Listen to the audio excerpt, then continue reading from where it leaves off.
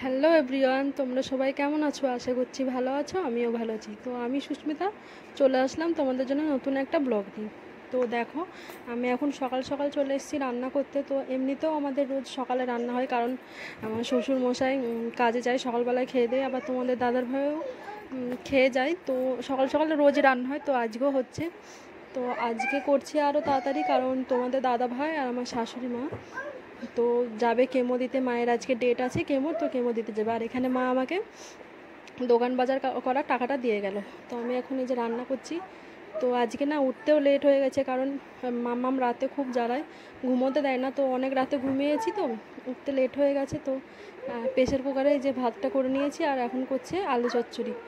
তো এই যে আমি এখন তরকারি করছি, আর এখন মাকে চা দেবো। তো সবারই চাটা খাওয়া হয়ে গেছে, এবার মাকে চা দেবো। তো বৃষ্টিও হচ্ছে, ঠিক আছে। তো আজকে একটু হালকা রোদ বের হয়েছে।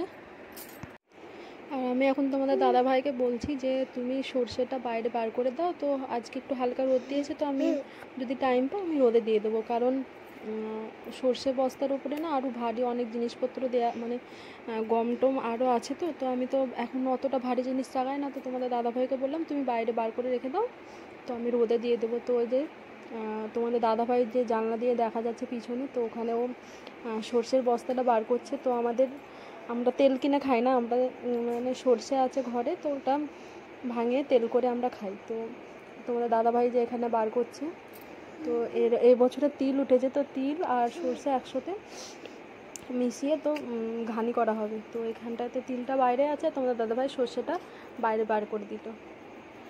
তো ও যেহেতু থাকবে না, ওই জন্য আরও বললাম যে বার করে দাও। আর বাবার ঠিক থাকে না, বাবার কেননা সন্ধ্যা লেগে যায়, বাড়ি আসতে টাইম পায় না, তোর জন্য তোমাদের দাদাভাইকেই বললাম। আর এই যে তো ওরাও চলে গেছে খাওয়া দাওয়া করে, আর আমি স্নান টান করে এখন পুজো করে নিলাম। তো বাকি কাজটা তো সব সারা হয়ে গেছে। তো এই যে আমি পুজো করে নিলাম, এখন মাম্মামকে ঘুম পাড়িয়ে দিয়েছি। তো আমি এখন চলে যাব রান্না করতে। দুপুরে রান্না করতে, তো সকালে রান্না হয়ে গেছে, দুপুরে রান্নাটা রাতের রান্নাটা একবারেই করে নেবো।